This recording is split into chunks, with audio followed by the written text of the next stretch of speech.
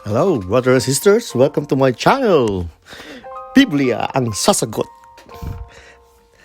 Ay, hanggang sa muli, kasama po natin si Daniel Rasol at si Brother Eli Soriano. Maangaral ay magtagal gumawa ng kamay, maghanap buhay, parang pagduktong para hindi maglingkod sa kayamanan. Ngayon, patuloy tayo sa ating pong pag-aaral nitong ating Bible study. Yung pagkakilala sa Ama at sa Anak na magkakontra-kontra na marami ng ideya. Natatandaan nyo? Pinag-aralan natin yung ang mga contradiction, etc. Sa Biblia, walang contradiction, mga kapatid. Sa Biblia, lahat ng salita ng Diyos, tama. Pero ang contradiction, ang problema, ay ang mga pastor, sila ang nagkontra-kontra eh. Sabi ng isang pastor, si Kristo tao. Sabi ng isang pastor, si Kristo daw ang Ama. Sabi naman ng isang pastor, siya din yung anak. Siya rin yung Espiritu Santo. Marami silang sinasabi. At sila ang mga kukontra. Mayroon nagsasabing na ang Kristo ay tao. May nagsasabi ang Kristo ay Diyos. May nagsasabi na si Kristo daw ay maliit na Diyos. Iyon. Minaliit yung pagka-Diyos ni Kristo. Meron tayong mga dokumento niyan. Ibalik tanong ko lang sa inyo. Yung sabi ng Panginoong Hesukristo, lahat ng mga bagay ay binigay sa akin ng aking Ama. Sino may hindi nakakakilala sa anak kundi ang Ama? Sino may hindi nakakakilala sa Ama kung hindi ang anak? At yung ibiging pagpahayagan ng anak. Maliwanag po yan deklarasyon ng Panginoong Hesukristo. Ang full knowledge of the Father is Christ, and full knowledge of the Son with the Father. And to those whom the Son wants to reveal it. Yan po ang nakasulat. Ngayon, hahanap tayo ng revelation mula kay Kristo na magpapatunay sa atin na si Kristo ay hindi tao. Sa Jehovah, si Kristo ay ninalang. Yan po ay nakasulat doon sa Acts at Nidio Oswald Sam Sanders. Pakibasa mga kapatid na Daniel sa Calls and Isim sa page 1.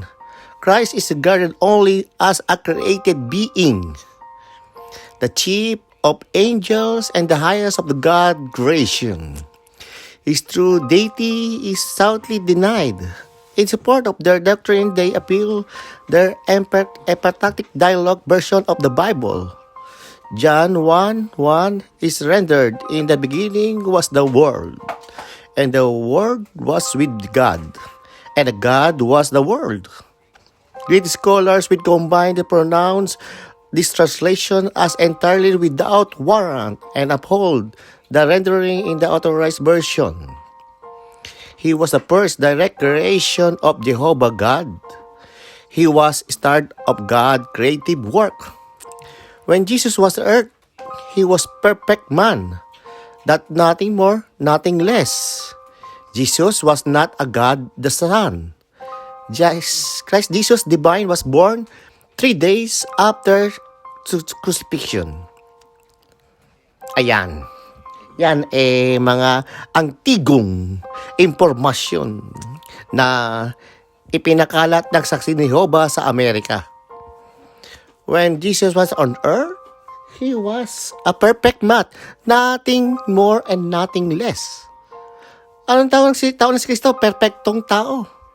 Pero daw, hisigit pa at nothing less. At yan ay kinukontra ng Katoliko.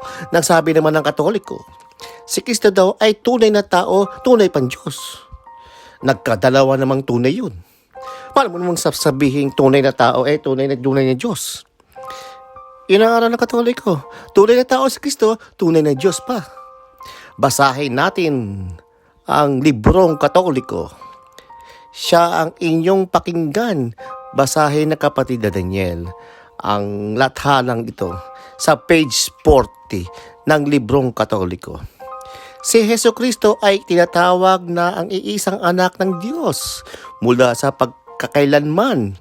Siya ang bugtong na anak ng Diyos at tunay na Diyos na tulad ng Diyos Ama at Diyos Espiritu Santo. Tayo naman ay ang anak ng Diyos. Ngunit tayo ay inaaring anak ng Diyos lamang sa pamamagitan ng biyayang nagpakabanal. Si Jesucristo ay anak ng Diyos na naging tao, kaya't si Jesucristo ay Diyos na totoo at tao namang totoo. Sa Katoliko po, si Kristo, Diyos na totoo, tao din namang totoo. Sa Jehovah, si Kristo ay parang maliit na Diyos, no? At walang pagka-Diyos para sa kanilang minsan. May natatala sila, gaya niyan, wala daw pagka-Diyos. Nang nasa lupa daw si Kristo, ay perfect na tao siya, walang nothing more and nothing less, sabi ng Jehovah Witnesses. As si Kristo raw ay created being, nilikha raw siya ng Diyos. Wala pong mababasa sa Biblia na si Kristo nilikha. Wala po. Ang mababasa, pinanganak siya ng Diyos. Yan po ang tatuhin ngayon. Para sakali, makita-kita tayo, no? Sa Saksi ni Jehovah, mga Katoliko, at iba pa. Kasi may mga tao rin ng iba ang naniniwala na si Kristo ay hindi Diyos eh. Kaya magkakampi dyan. Tatatuhin natin to sa isang paraang lalawak ang ating pananaw mula sa mga nakasulat sa Biblia. Gusto ko pong bumasa sa isang talata kapatid na Daniel sa 8:12 ng Kawikaan. Bumasa tayo kapatid na Daniel. Akong karunungan ay tumatahan sa kabaitan at aking nasusumpungan ang kaalaman at gunita. Ang nagsasalita dito, ang Ama ng Diyos. Sabi ng karunungan, akong karunungan ay tumatahan sa kabaitan at aking nasusumpungan ang kaalaman at gunita. So, nagsasalita ang karunungan. Pagdating sa 22, ang sabi ng karunungan, tuloy natin, inari ako ng Panginoon sa pasimula ng kanyang lakad, bago ipinasimula ang kanyang gagawa ng una. Aba, maganda pala ito. Ang karunungan pala ay hindi nilikha ng Diyos. Sabi niya, the Lord possessed me inari ako ng Panginoong sa pasimula ng kanyang lakad, sabi ng karunungan, bago pinasimulan ang kanyang mga gawa ng una. Abay, hindi pala siya sa mga ginawa, kasi yung karunungan nauna sa ginawa. The Lord possessed me in the beginning on His way, before His work of the old. Ayan. Hindi pa pala gumagawa ang Diyos, kasama na niya itong karunungan na nagsasalita sa Kawikaan ng 8:22. Ano raw ang kalagayan na noon, mga kapatid? Inari siya ng Panginoon. Nasa Diyos siya. He is with God. Yung karunungan with God. Tapos, ang sabi sa 23, kung itutuloy natin kapatid na Daniel, sabi ng karunungan, ako'y nalagay mula noong araw, mula nang walang pasimula, bago nilikha ang lupa.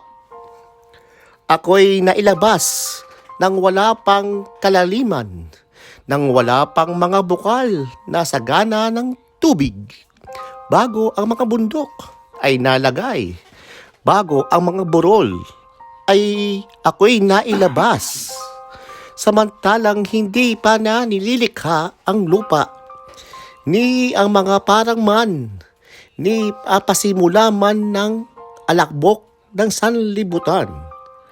Nang kanyang itatag ang langit, nandun ako. Nang siya'y maglakad ng mga balantok sa balat ng kalaliman, nang kanyang pagtibayin ang langit sa itaas, nang maging matibay ang mga bukal ng kalaliman, nang bigyan niya ang dagat ng kanyang hanggang upang wag sansalangin ng tubig ang kanyang utos, ng kanyang inayos ang mga patibayan ng lupa. Nasa piling niya ang nga ako, nanganaya ng matalinong manggagawa, at ako ang kanyang ligaya sa araw-araw na nagagalak sa lagi sa harap niya. Ayan. Ang nagsasalta po ay ang karunungan ng Diyos. Kamangha-mangha itong kasasabi ng karunungan ng Diyos. Sabi niya, inari ako ng Panginoon sa pasimula ng kanyang lakad. Napakalalim yun na sa pasimula ng lakad ng Diyos, the Lord possessed me in the beginning of His way. Sa Spanish ang nakalagay ay, Señor le paseo al principio de su camino, antes de sus obras de tiempos pasados. Sa Portuguese, ang sabi diyan ay, O Señor me poseyó, no principio de sus caminos, antes de sus obras mais antigas. Yan.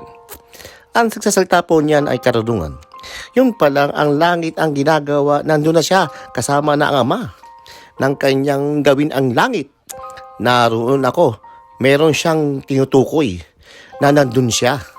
Nang itatag ng Diyos ang langit, meron na siyang kinalaroon ng lugar. Nang siya'y ng balantok, balat ng kalaliman. Tapos sabi niya, samantalang hindi pa ninilikha ang lupa, ni ang mga parang man, no? Ni ang pasimula man ng alakbok ng sanglibutan. Wala pa palang lupa, wala pang planet Earth. Samantalang nililikha ang lupa. Ni ang mga parang man, ni ang pasimula ng alabok ng sanlibutan. Sa 27, nang kanyang itatag ang langit, nandun ako. Meron siyang lugar na nilaroroonan. Tinatatag niya ng Diyos ang langit. Ibig sabihin, wala pang langit. Pero nandun na ang karunungan. Mag-isip kayo mga kababayan. Nagsasalta ang karunungan. Ngayon, nung ito ay ipaliwanag ko doon sa Pampanga sa Guagua, kaya mo bang patunayan na ang karunungan niyan ay si Kristo? Sabi niya. Oo kako. Kaya sabi niya, bakit sa Biblia ang nakalagay she? Ang karunungan ay she, karunungan daw ay she. Binasa doon sa Kawikaan, ay sabi doon sa 8.1, pakibasa muna nga to kapatid, 8.1 ka, hanggang 13 kapatid na Daniel, sa Tagalog, saka nating Englishin. Hindi ba umiiyak ang karunungan? At inilalabas ng unawa ang kanyang tinig sa taluktok ng mga mataas na dako sa tabi ng daan. Sa mga salubungan ng landas, siya'y tumatayo. Sa tabi ng mga pintuang bayan, sa pasukan ng bayan, sa pasukan ng mga pintuan, siya'y humihiyaw ng malakas.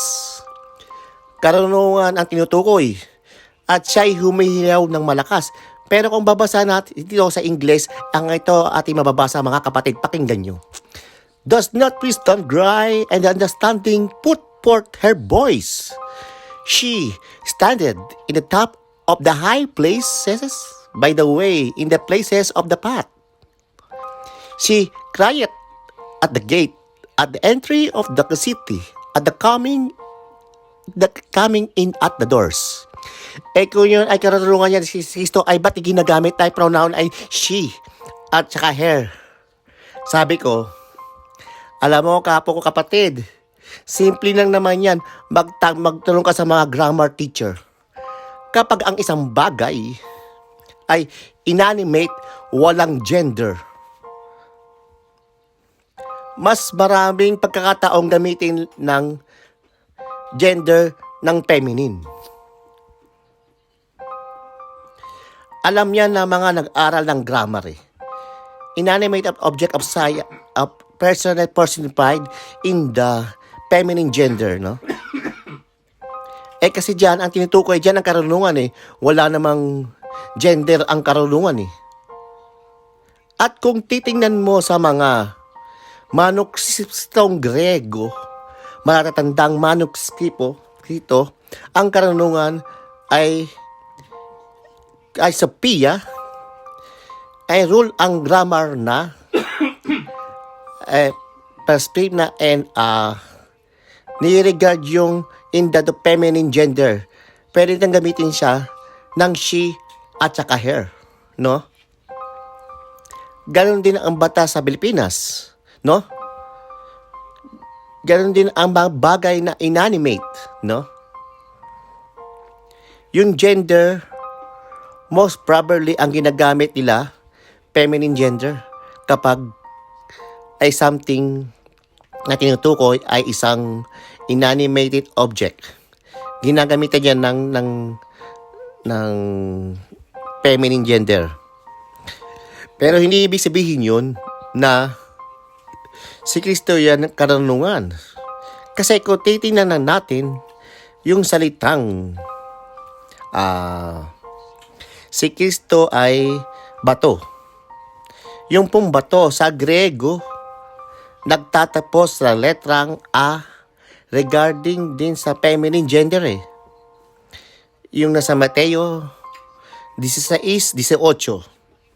Pakinggan nyo, konting pag-aaral lang ito ng katotohanan, iba't ibang sangay ng karunungan. Hindi ka maililigaw ng mga palabo ng mga iglesia. Ang sabi diyan, sinasabi ko sa iyo na ikaw, Pedro, at sa ibabaw ng batong ito. Sa Greek po, ang ginamit salitang bato, batong ito, pakalagan nga sa screen. Kapatid na Jangal, pakibasa mo. Ito po, ang Greek 4073, Petra. Feminine of the same as Greek G474, a mass of rock. Literally or figuratively, rock. Yan. Rock po eh. Upon this rock, I'll build the church. Di ba sinasabi nyo, rock daw ay si Kristo?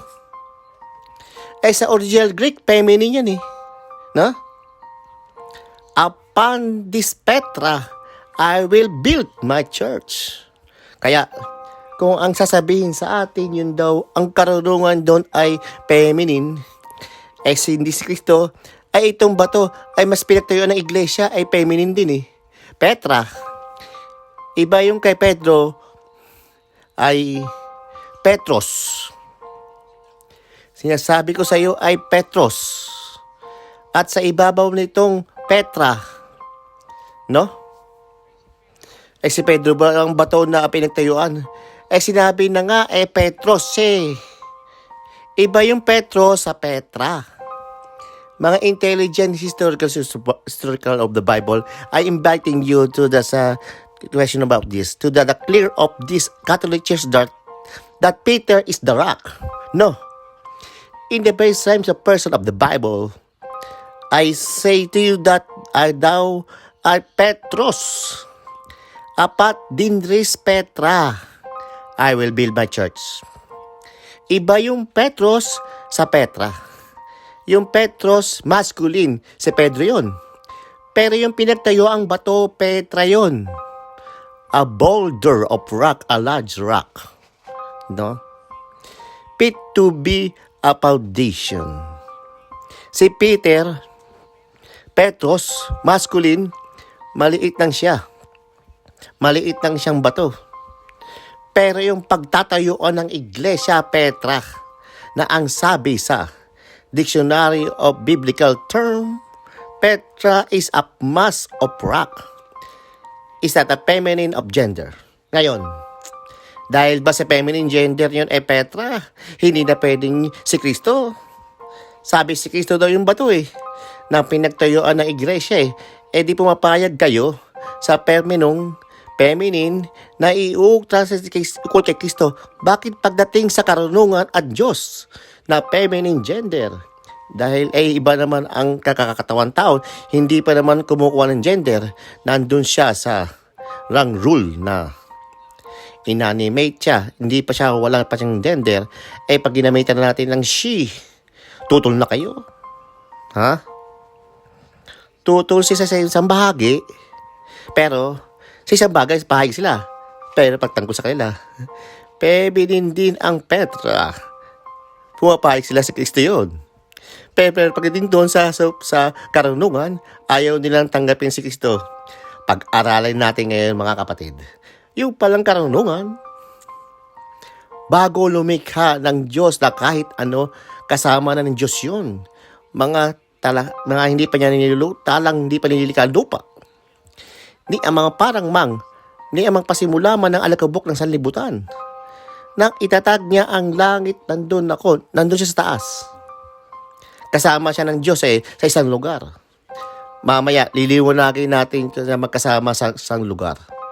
Pero sinasabi ng karunungan, wala pa ang lahat ng nilalang nandun na siya. The Lord possessed me in the beginning of His way, before His work of old, sabi ng karunungan.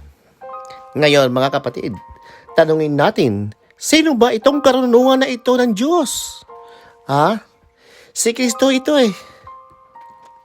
Kaya tutol nila, dahil nga hindi pa nagkakatawang tao, kumakatawan pa sa isang bagay na ina-animate, which is wisdom of Sophia, kaya ginamitan ng feminine gender.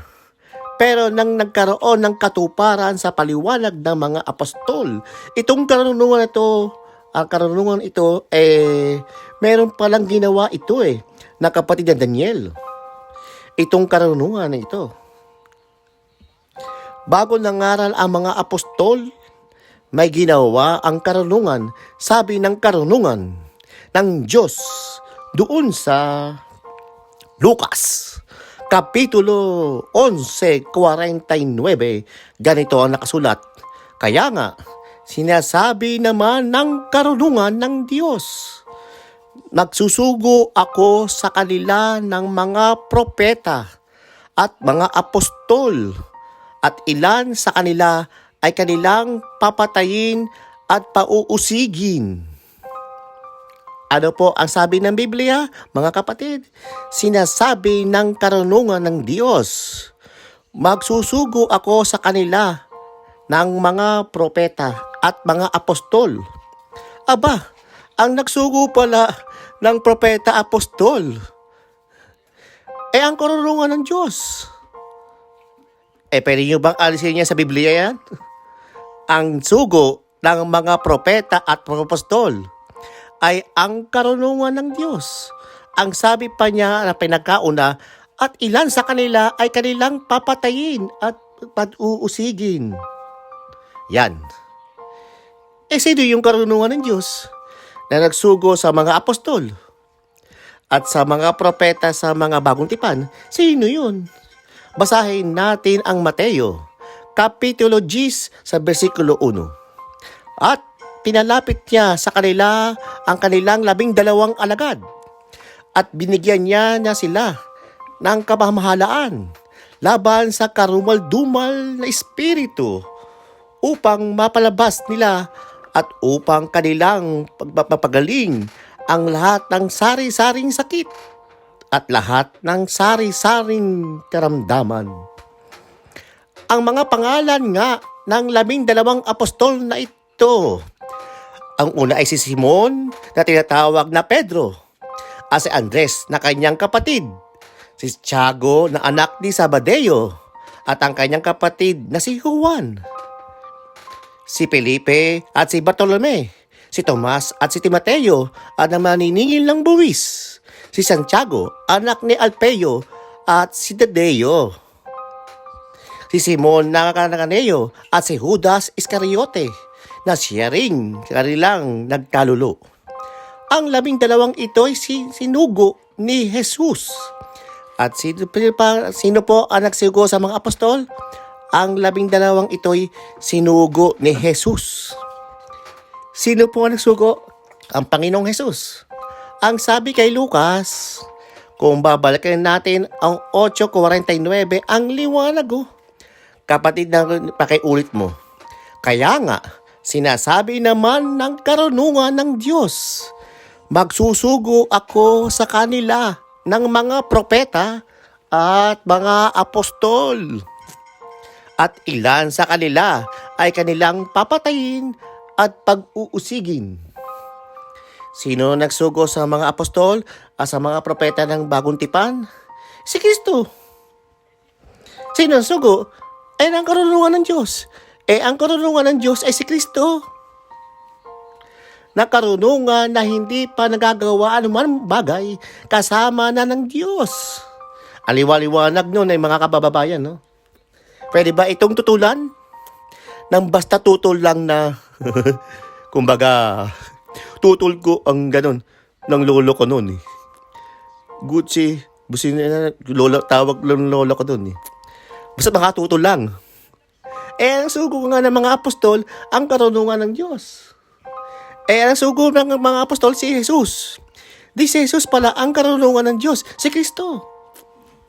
At para patunayan yan, sa 1:24 ng unang Korinto, ito pa sabi ni Pablo, pakinggan nyo. Ngunit sa kanila na mga ginawag, naging mga Hudyo man at mga Griego, si Kristo ang kapangyarihan ng Diyos at ang karunungan ng Diyos. Ang karunungan ng Diyos, ang mga apostol, si Kristo Si Kristo ang kapangyarihan ng Diyos at ang karunungan ng Diyos. Si Kristo yan karunungan. Ba't ka kay sabi she? Di pa nga nagkakatawan, paano ba magtatawagin mong she? Ang tato doon sa grammar, kapag in A, ay tinatawag yan ng feminine gender. Yan po dapat makita. Kaya, yung Petra, feminine din, letter A. Pagdating dito sa karunungan, ay sa Sophia, ayaw kayong pumayag na si Kristo. Kaya ipinapaliwanag na nga ng mga apostol na si Kristo ang karunungan ng Diyos. Yang karunungan ng Diyos na yan ang nagsugo ng mga apostol at propeta.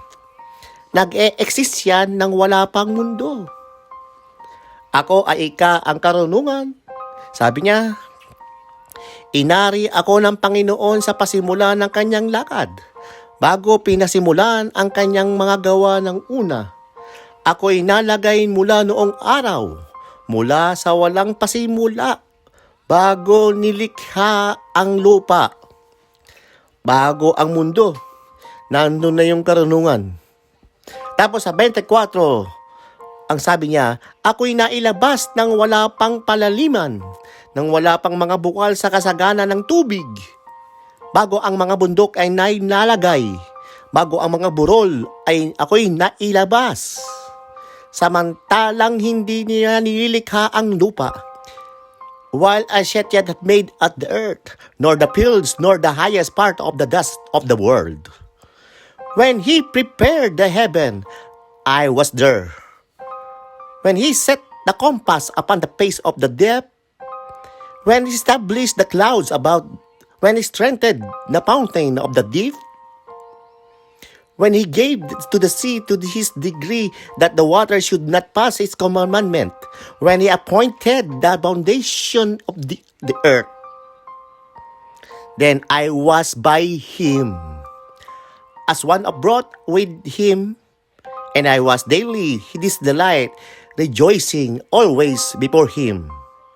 31. Rejoicing in the habitable part of his earth. Meron palang mundo ang Diyos Bago nilikha ang mundo natin, meron na ang mundo ang Diyos. Meron na siyang earth. Doon sila makasama ng karunungan. Kaya, kung iisipin nyo mga kababayan, wala pang itong mundo natin, meron na tong karunungan. Ito na tinatawag ng Biblia ng karunungan na nagsugo ng kanyang mga apostol at mga propeta. Itong karunungan ito ang ating Panginoong Hesukristo ng nagkatawang tao. Ang katunayan nito, ito po ang hindi naiintindihan ng mga pastor sa ating panahon. Unang Korinto 2, sa 1-8. Gayunman ay nagsasalita kami ng karunungan sa mga may gulang, bagaman hindi ng karunungan ng sanglibutang ito o ng mga kapangyarihan sa sanlibutang ito, na ang mga ito'y nag-uuwi sa wala. Kundi sinasalita namin ang karunungan ng Diyos sa hiwaga, yaong karunungan na inilagga ng Diyos bago nilalang ang sanglibutan sa ikalawalhati natin, na hindi napakilala ng sino mang pinuno ng sanlibutang ito, sapagkat kung nakikilala sana nila ay hindi pinako sa krus ang Panginoong ng kalwalhatian.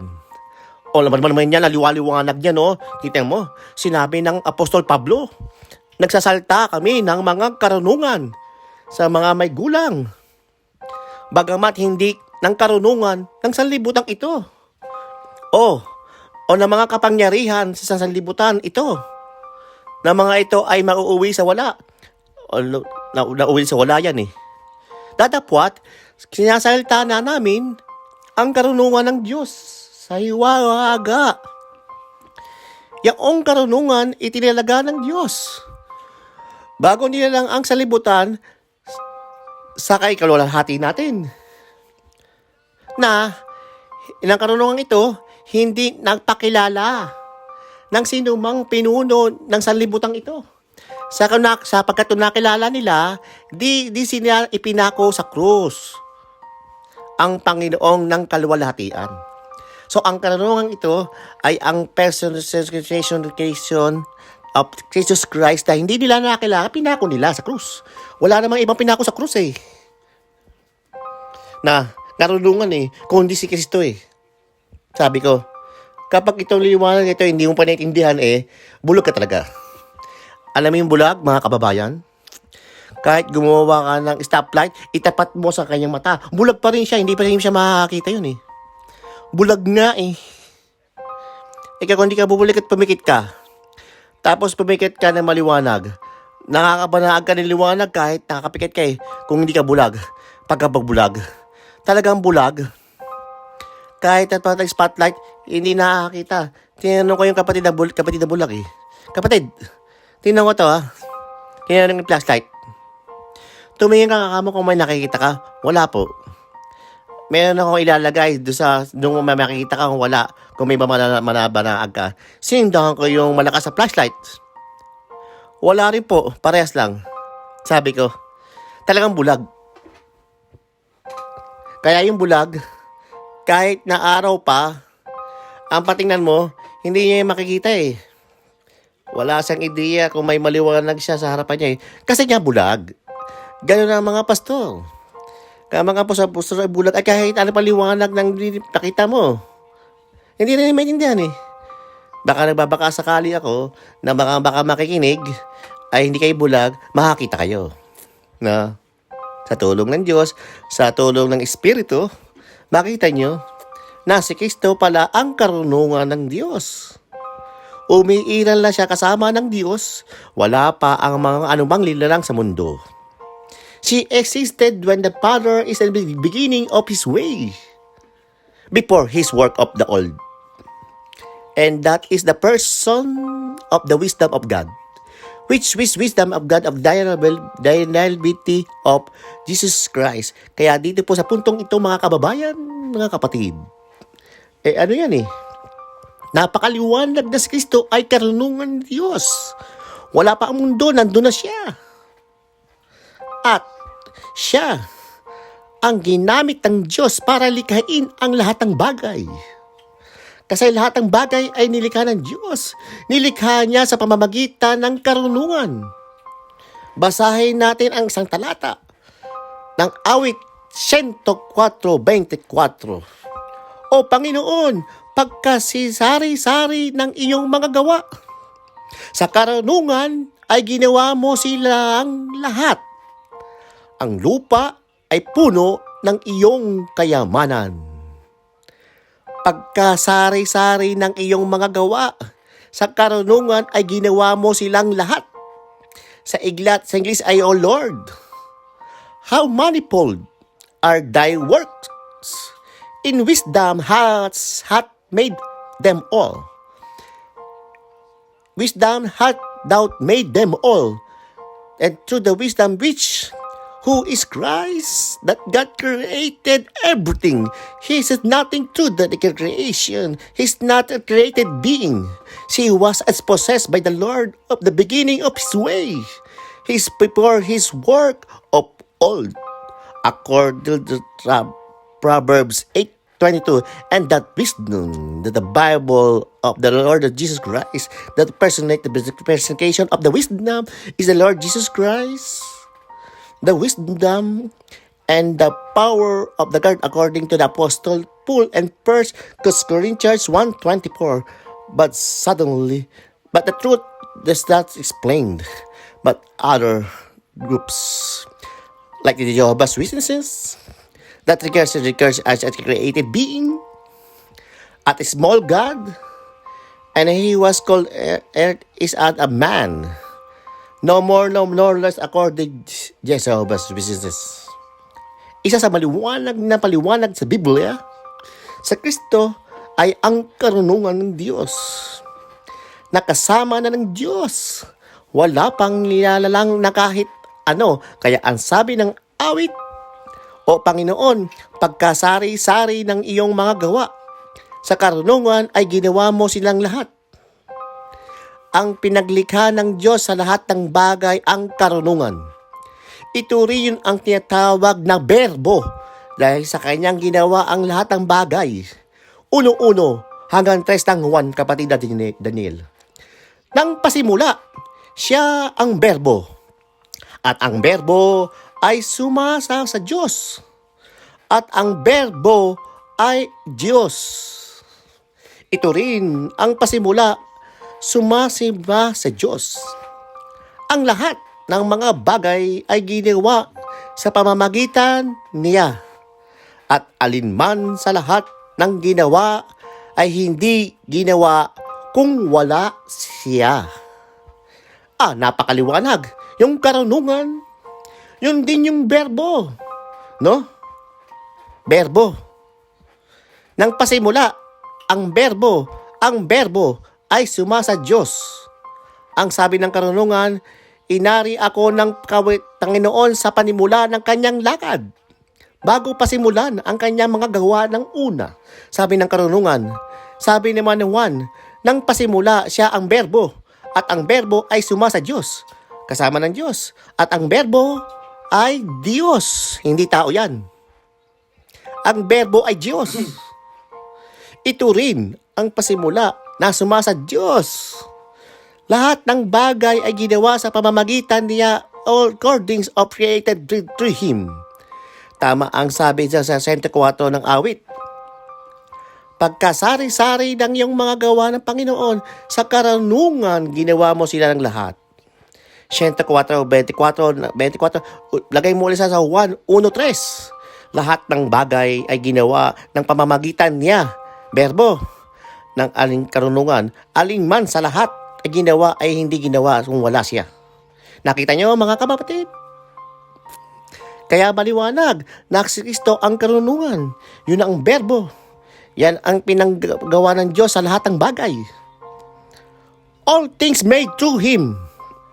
And without Him was nothing made that was made. Siya yung berbo. Ano ba yung berbo? Hindi ba yun pangalan? Ng pangalang Jesucristo? Pangalan niya yun Basahin natin ang 19, Apokalipsis, versikulo 13. At siya'y narapnan ng damit na winisikan ng dugo.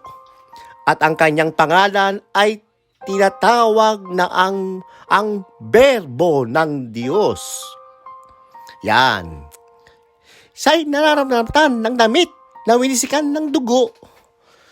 At ang kanyang pangalan, his name, ay tinatawag na ang Berbo ng Diyos. Si Kristo yan.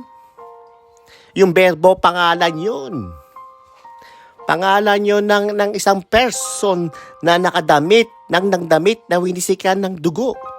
Sino yan? Sa 16. At siya'y mayroon isang pangalan na nakasulat sa kanyang damit, na kanyang hita. Hari ng mga hari ng Panginoon, ng mga Panginoon. Kita nyo, hindi si Kristo yan.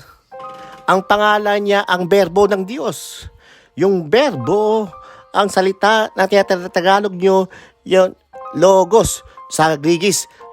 Pangalan yung logos, sa Greek, logos. Pangalan nyo ng person na nakadamit, ng isang damit na winisikan ng dugo. Ang kanyang pangalan ay tinatawag ang Berbo ng Diyos. Yung Berbo ng Diyos, ang tawanan ay yun ay being na yun, ang pangalan ay Berbo ng Diyos. Mayroon pa ba isang pangalan? Ano ba ang pangalan niya? Ang isang pangalan na nakasulat sa kanyang hita, sa kanyang damit, ang kanyang pangalang Hari ng mga hari, Panginoon ng mga Panginoon. Ay napakaliwanag mga kapatid. Napakaliwanag. Si Kristo yan eh. Ang pangalan niya, Berbo ng Diyos. Ginawa to ng 8. Ay, yung Berbo ay tinagalog ay salita. Ang salita na yun, wala pang kalagayan yun. Balak pa lang yun. Plano pa lang yun. Hindi pa umiiral. Sabi niya, ano walang kaya? Yung pangalan yun eh, ng isang kalagayan. Pangalan yun ng isang person.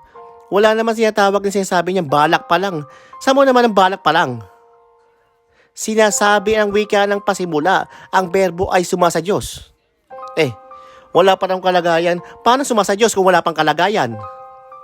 Kinokontra yan ng 1:2 ng Juan. Sabi ng 2 Juan, ito rin ang pasimula, sumasa Diyos. Hindi nandun na siya. The same in the beginning with God. Nasa Diyos. Kasama ng Diyos. Pasabi mo lang kalagayan. Nasa Diyos nga eh. Tapos, all things were made through Him. Lahat ng bagay ay ginawa sa pamamagitan niya. And without Him. Paano mo sasabihin na walang kalagayan? Without Him was nothing, anything that was made. Lahat ng bagay ay ginawa sa pamamagitan niya.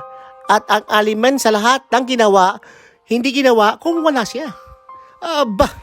Kaya pala nagawa niya, nandun na siya. Nasasabihin mo walang kalagayan? Lahat yan ng bagay ginawa nga sa pamamagitan niya eh. Kaya nga nagkalangit at nakalupa eh. Nauna pa siya sa langit at lupa. Lahat ng bagay ginawa sa pamamagitan niya. At ang liman sa lahat ng ginawa ay hindi ginawa kung wala siya. Di nandun siya. O kung ano-anong pagliliko ang mga ginagawa ninyo. Sana magising na kayo. Patanggap niyo na mali kayo. Na si Kristo ang karunungan ng Diyos. Umiiral na bago pa nilikha ang lahat ng bagay. Siya yung Berbo sa Bet. Compatible eh. Ang karunungan, salita ng sinasabi na ng Diyos eh. Nagsasalita ang Diyos ng karunungan eh. Yun ang personification. Hindi umiiral na siya. Siya nga ang tinatawag pinanggawa sa lahat ng bagay. Nasasabihin mong hindi pa umiiral, wala pang kalagayan. Nung sabihin ng Diyos ay sabi ng salita ng Diyos na magkaroon ng liwanag. Meron ba salita? Wala. Meron na. Kaya nagkaroon ng liwanag, lahat ng salita ay sa liwanag. Kaya sabi ng salita ng Diyos na magkaroon ng liwanag at nagkaroon. Tapos sasabihin mo, wala pang Kristo. Wala pang karunungan ng Diyos. Nagkaliwanag na nga eh. Kaya ang dahilan, kaya nga nagkaliwanag, sinabi ng salita, inaring salita ng Diyos, kaya nagkamundo, kaya nagka-universo, sinabi ng salita ng Diyos, yun na nga ang Kristong karunungan, yun na nga ang salita na makapangyarihan. Yung Kristo, yun ang karunungan ng ipinaglikha ng lahat ng bagay. Basa 11:13 ng Hebreo. Kapikinggan nyo mga kapatid. Sa pananampalataya, ay natatalastas natin na ang sanglibutan ay natatag sa pamamagitan ng salita ng Diyos. Ano pat? Natatalastas natin na ang sanlibutan, ang universo, lahat ng bagay ay napatag sa pamamagitan ng logos ng salita ng Diyos. Ang instrument para malikha lahat ng bagay ang karunungan. No? Kaya, kung itong karunungan na ito umiiral na ngayon ay wala pang kalagayan, nakakalikha na nga, sasabihin mo walang kalagayan eh. Ano ba naman yan? Maliwanag ba yan sa iyo, kapatid na Daniel? Opo, kapatid na Eli. Kaya nga po ang liwanag po ng nakasulat sa Biblia na sinasabi kung anumang bagay ay hindi ginawa kung wala siya. Kasabi po sa Juan 1:3. Kaya sabi niyo po, ang sabi naman sa lahat ng bagay ang ginawa ay hindi ginawa kung wala siya. O nandun siya, kaya po sa pamamagitan niya, ginawa ang lahat ng mga bagay. Mahirap na po itong balugtutin ng kakapatid na Eli. At diretsyon naman po sa sinasabi niyo sa 1:24 ng Korinto na sinasabi na siya ang karunungan ng Diyos. Sa kanila na mga tinatawag, maging mga Hudyo at ang mga Griego, si Kristo ang kapangyarihan ng Diyos at ang karunungan ng Diyos. Ano po ito? Baon. Parang talagang ng paraan, balututin. At hindi na mabalutot, kaya diretsyon naman ang sinasabi ng Biblia. Nasertado lahat ng mga binasa niyo po, na binabasa niyo ng mga talata, kapatid Eli. Kasi pinapamalian ko na si Kristo ay hindi siya ang karunungan ng Diyos. Hindi raw umiiraw sa si Kristo na ay gumagawa lahat ng bagay. Ang umiral na si Kristo, yung ipinaglihi ni Maria. Nag-umpisa lang daw nagkaroon ng Kristo nang ipinaglihi ni Maria. Ano ba naman kayo? I'm very sorry, hindi ako nag-aatake. Ang gusto ko lang ma-share sa inyo. Kung magliliwanag sa inyo ay salamat sa iyo. Kung hindi man naman, wala tayong magagawa. Pero maliwanag ang sabi ng Biblia, ang Kristo ang karunungan ng Diyos. Siya ang kapangyarihan ng Diyos at ang karunungan ng Diyos. Kasama na siya ng Diyos nang pasimula man ng kanyang lakad. The Lord possessed me in the beginning of His way. Kasama na siya ng Diyos. He is there with the Lord in the beginning of this work, before His works of old, His eternity, He steadily with the power. That's why the revelation of the Lord Jesus Christ, papakita ko po sa inyo kung loloobin ang mga revelation ni Kristo. Kasi sabi niya, ang nakakilala sa kanya ay mula sa Ama, yung magpapahayag ng Diyos. Aalamin natin yung mga pahayag ni Kristo na nagpapatunay na wala pa ang mga tambagay na nandun na siya. No? Wala pang creation, nandun na siya. Na siya ay kasama na ng Ama, ng kausap na sila, etc., etc., etc. Mamamangha kayo sa mga talata, mga kababayan. Hanggang sa muli po, brothers and sisters, sa Biblia Sasagot, ipapatuloy po natin ito sa susunod na mga araw. Thank you for listening. Please don't forget to subscribe and share this video. Thank you again. Biblia ang Sasagot.